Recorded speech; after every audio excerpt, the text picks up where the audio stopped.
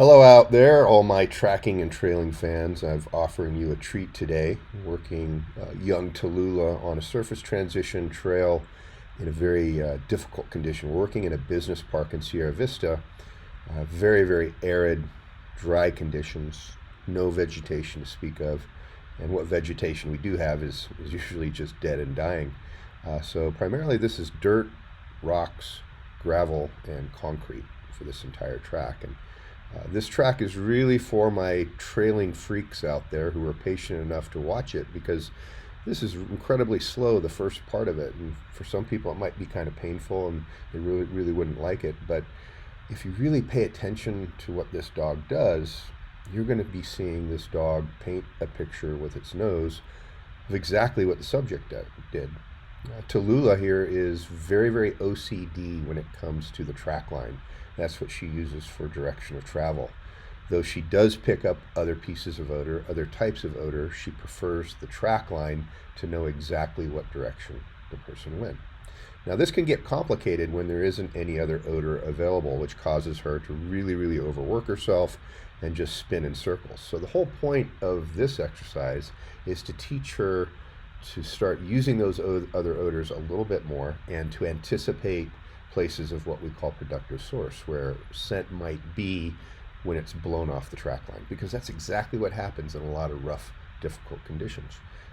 When you are in an urban environment, completely 100% urban with tons of concrete, dogs have a tendency to have difficulty finding that track line on a hard surface such as concrete or blacktop once that trail's been aged for a bit and once the sun started beating down on it. And more importantly, once we get traffic contamination masking it over the top of it. But the biggest killer of human odor is UV light, in my opinion, sunlight in particular, beating down on that hard surface, in particular blacktop, making it difficult for that foot track odor to stay in place. When this happens, the dog is forced to start working other types of scent, in particular blown human odor. And in this exercise, you're going to see Tallulah start to learn that and start to anticipate where that scent might be. Now, you can see how incredibly detailed she is. She had a little distraction back here for a moment, but right now this is literally footstep to footstep to footstep. That's how she's working this track. The first big surface change that we're going to have is going to be a road crossing coming up at this power pole line directly ahead of her, probably about 75 yards ahead. So what I want you guys to do is just enjoy the ride here, as slow as it might be. If it's really painful for you, you don't have the patience for this, of course, move on to another video. But I think this is an important one. It's very rare that you see a dog as detailed as Tallulah is, working odor in so many different ways. And if you really want to learn something about a real track and a real trail and how dogs oftentimes work them, this is a good video to watch. I'll try to narrate some of the important parts. Okay, so what we're going to see Tallulah do here is lose that exact track line and start working the fringe of the human odor parallel to the track line for a distance, cross over the track line again, not register it, work to the edge of the human odor to the left of the track, and then circle around and come back. You're going to see that starting to happen right now. So she's still an odor. She still has it. She still has a general direction of travel, but it's fading and getting weaker as she goes. And her solution to this particular situation is to always circle backwards. And sometimes the circling can be a very, very large circle. It's really based on how much human odor is really out there. If the human odor line is relatively narrow, that circle is relatively small, like here. But I've also seen her do it out to 50, 60, 70 yards or so. And so right now you're seeing her come back and isolating that exact track right here. Sometimes that circle can be pretty big. We've seen it go out 50 to 100 meters before.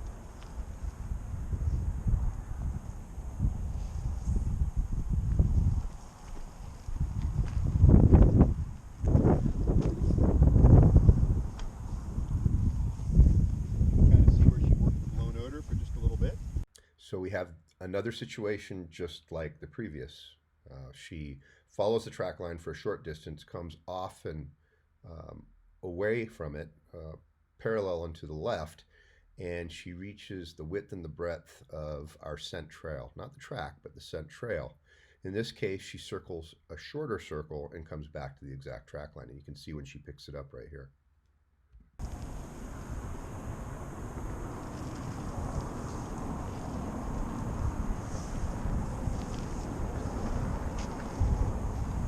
so the first road crossing is going to be coming up, and oftentimes with a lot of dogs at the road crossing, they're going to show some preparatory proximity alert to the road crossing because you have a concentration of odor at the apex of the turn where the trail turns in on itself. Tallulah doesn't have a lot of behavior changes at these apexes. Sometimes she does, but for the most part not much.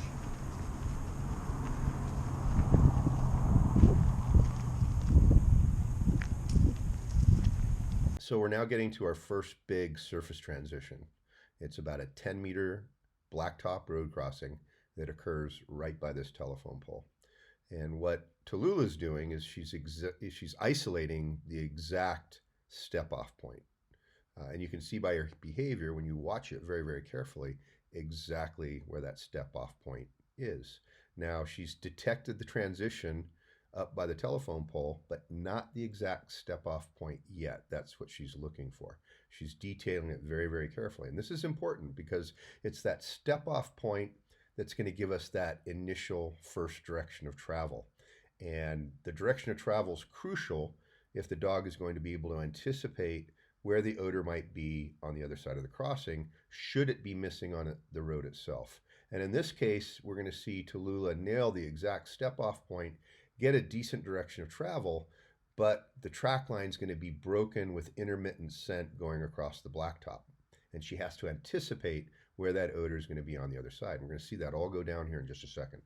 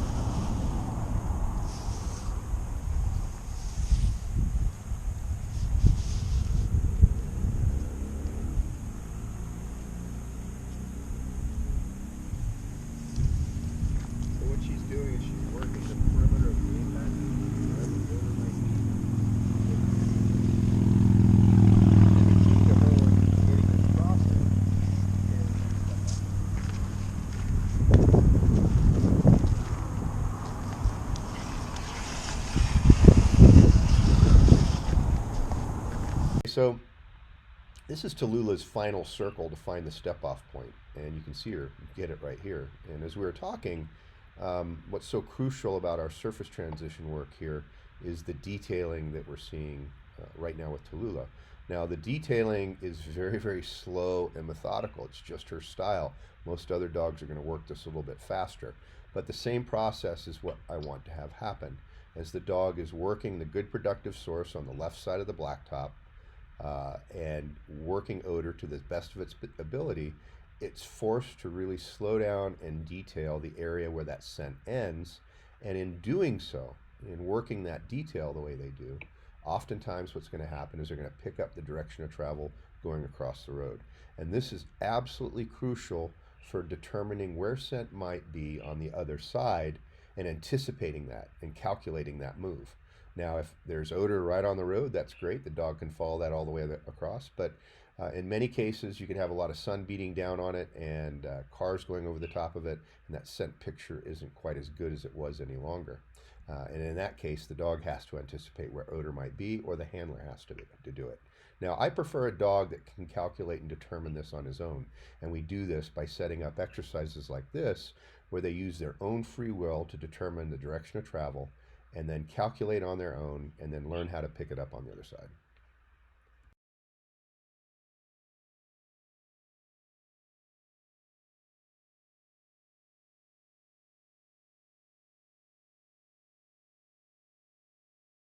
So Tallulah has finally made the decision to break out. Rather than staying on the strong scent picture, which is on the left side of the road, she's hitting little micro dots of odor that are across the blacktop that are left, and then having to figure out how to get to the other side. And you're going to see it happen right here. She gets a little bit of micro odor in the middle of the road and then anticipates where the scent is on the other side and picks it up. She's not following odor with that speed going across the road until she gets to this point right here. Now this is our step-on point. This is where our trail air got in onto the other side, and now we're using rocks and gravel as our productive source. Now, Tallulah is just as detailed over here as she was before, but one of the things you guys are going to start noticing is that she's got a little bit of a speed increase. Things have changed. Even though the productive source is not that great, the scent picture is not that fantastic, she's working faster. And watch how she works this intersection here. This is our next surface transition. She has to do the exact same thing, isolate the step-off point, and then if she has odor on the concrete or the blacktop, great, to get a direction of travel, but more importantly, she'll have to anticipate where that scent picture is on the other side, and that's what she does right here. But what I want you to notice is how fast that one was compared to the one we just had. So the key to surface transition training is multiple surface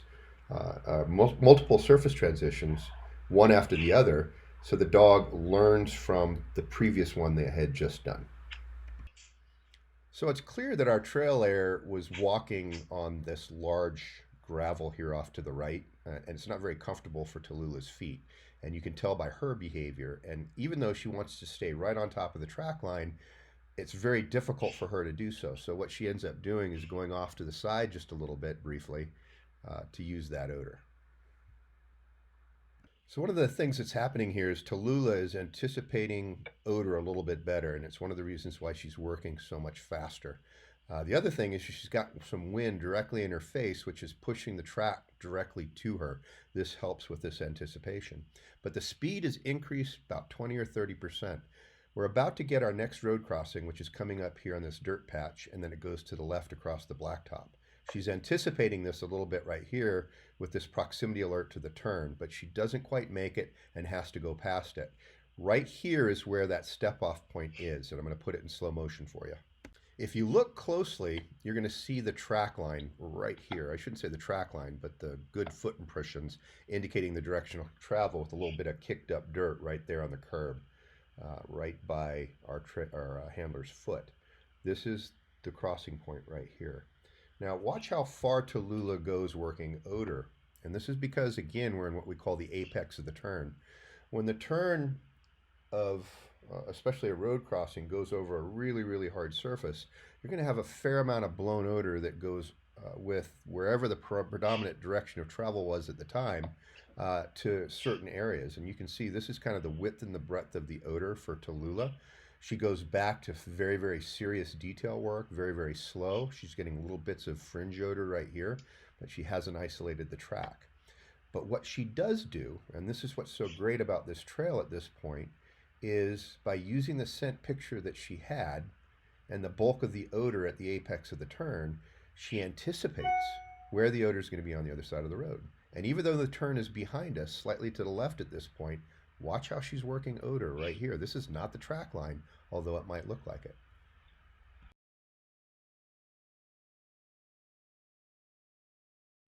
Tallulah overshoots the track line slightly right here, and she goes into what we call hunting mode. And you can see the difference in hunting mode because we've lost some consistency in certain types of trailing behavior. Nose position, head position, tail position, direction of travel, pull, and consistency of all of them. It's no longer consistent. And so this is what we call hunting behavior. She's not in scent, but she's going to pick it up here again very quickly, right here.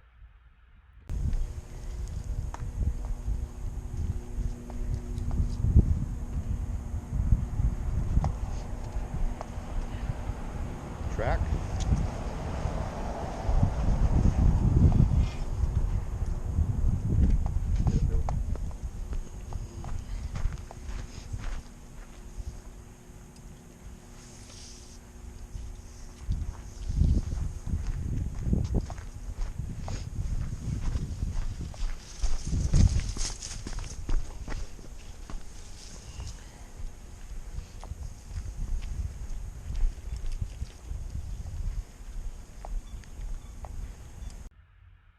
So right around this point is going to be the area where Tallulah completely comes off the track line in favor of blown odor and air scent.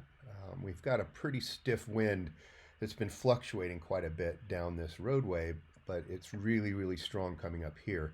And you're going to see by her behavior that she's picking up something on the wind and her speed increases dramatically. She's still able to follow odor, it's just a different type of odor. Ideally, we want a dog that can be able to do these types of things, to go from track to air scent and air scent back to track again. And one of the great things about this video is you're going to see a dog do just that. They follow the air scent almost to source, overshoot it, and then she has to circle back and pick up the track again. So right here, she's just on the fringe of that blown odor, and as she gets close to the building, all of a sudden it's going to hit her hard. She's going to follow this all the way down to the end of this little complex. Okay.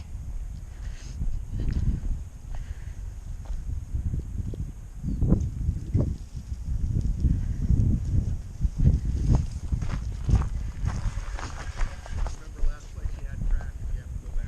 Okay.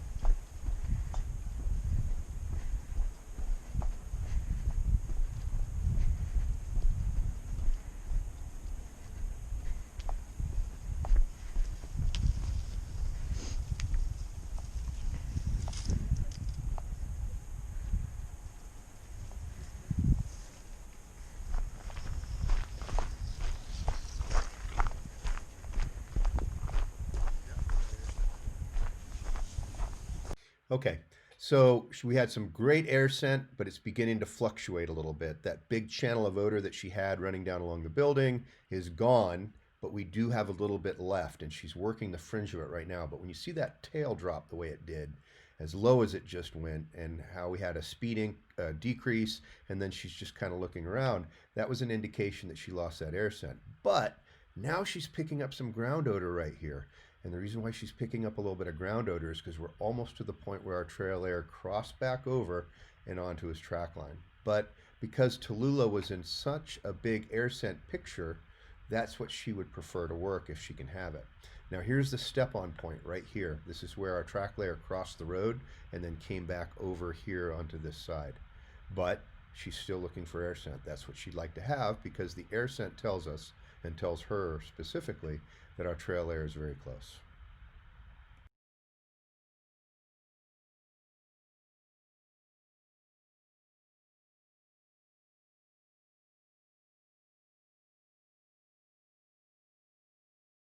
Okay, so Tallulah is not lost. She's just now inside what we call the scent pool of the subject.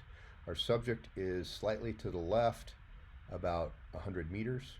And what Tallulah is doing right now is she's working the edge of the scent pool.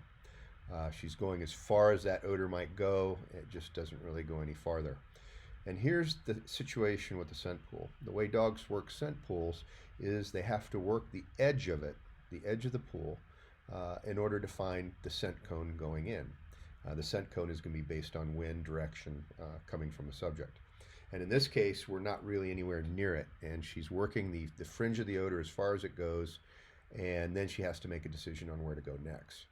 What's going to happen after that is she's going to get into a situation where she's on the track line, working the track line, but at the same time, still inside the scent pool of the subject.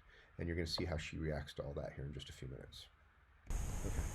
She just ran out of air scent. Yep.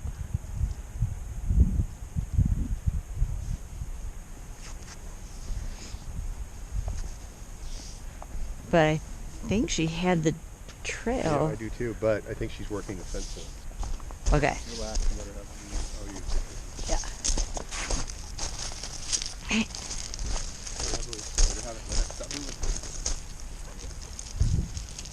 Yeah. Now, I know for some of you who are viewing this is probably very painful to watch, and you're thinking, well, why don't we just get the dog to where the scent picture is better so they can finish this track and we can be done with it?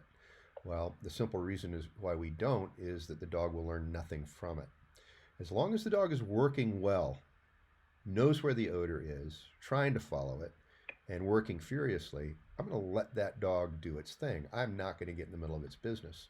because we never want to teach the dog that we're going to help them when the chips are down, because when that happens, they start to learn how to manipulate us a little bit.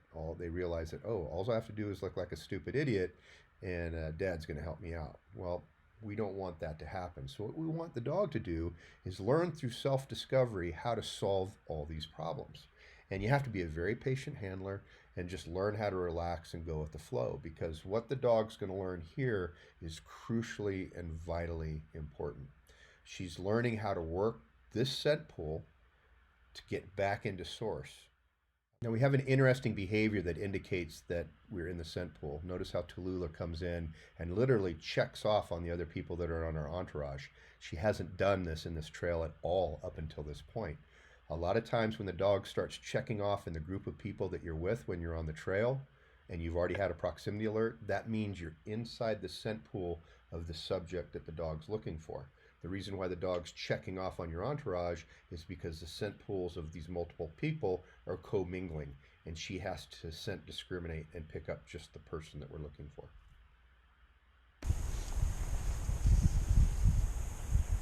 But we're in absolutely no hurry, and as long as I have a dog that's working and not getting distracted and not getting tired, I'll stay here all day. If this is the only trail we're running and she's at it all day long, we'll just let her do it.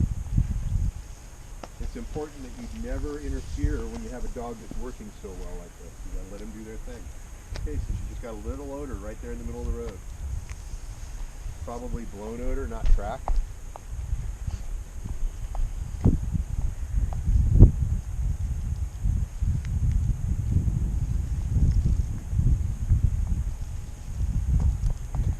Once back on the other side of the road, she hits the exact track line of our subject. The problem with this track line is it's a little bit confusing. It's older odor mingling with the scent pool of our subject, which is fresher odor. So she's very conflicted. The track line tells her direction to travel, but the fresh odor of the scent pool tells the dog that the person is close. What she's forced to do is go back and forth between track odor and pool scent to get to source.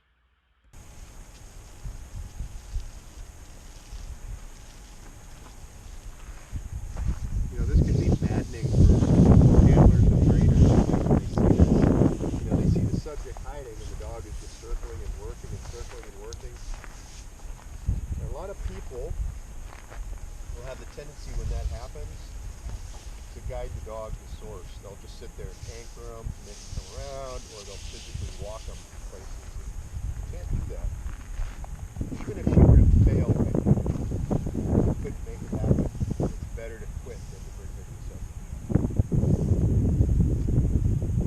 That could be our track right there. Judging by how she's at it. See some tracks down there?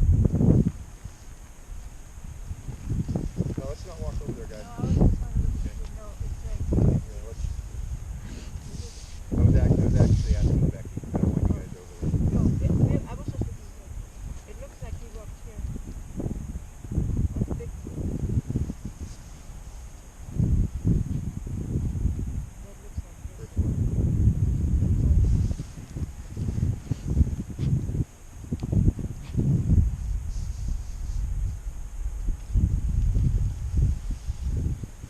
I don't want you to get in the way. No. Where I should not. Slap me. Denise has to do that all the time. Oh. That's track one right there. That's the track. She didn't run into the pool for us. I guess it's still early. Just had to do that, didn't you, Tallulah? Knew that was coming. There's this track. She was right on it.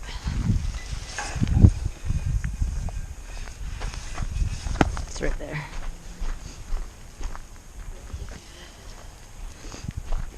I think I'm going to make this a YouTube video. It's going to drive everybody nuts. But for the people who really are interested in behavior, should be learning, a good learning thing.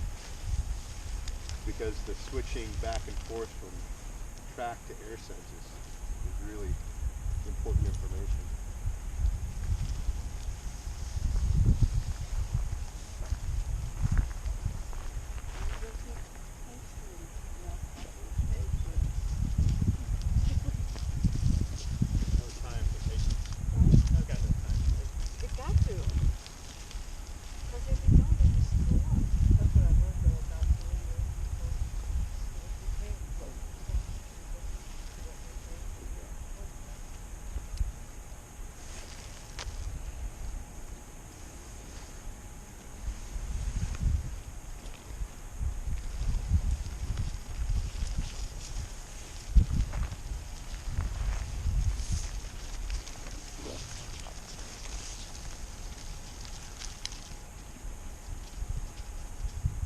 around it. As a matter of fact, I think I'm going to title this one Trailing Training Video for Trailing Freaks. If you're not patient, don't watch it.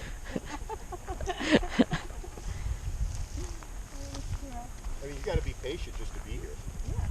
You know, there's so many trainers that I would see they would just shut her down and stop her from working because they think she's not on it. Not understanding that she's just so hyper accurate and OCD is kicking in. And what's interesting is remember when we were coming down the road, she learned from the road crossings, and you could tell by her behavior because she sped up quite a bit. It was working really, really well. And then we got into the air scent, and she thought she had it, which got her across the street, and she slowed down immensely. And I think one of the reasons why she's being so slow here is because she lost that track for a little bit, and she doesn't want to.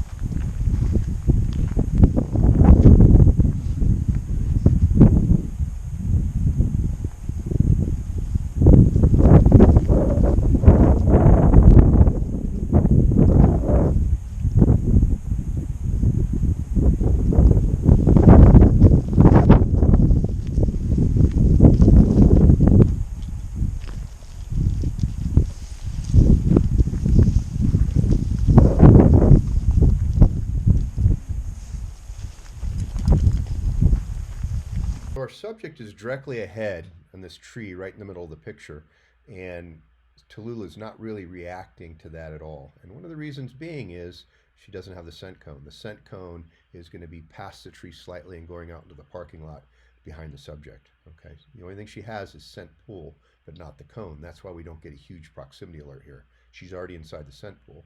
She literally tracks right past our subject, and then as she tracks right past him, she realizes, oh, there you are. And she comes right back.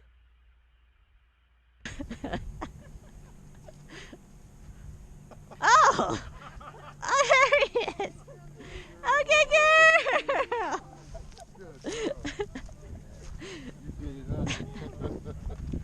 Good job.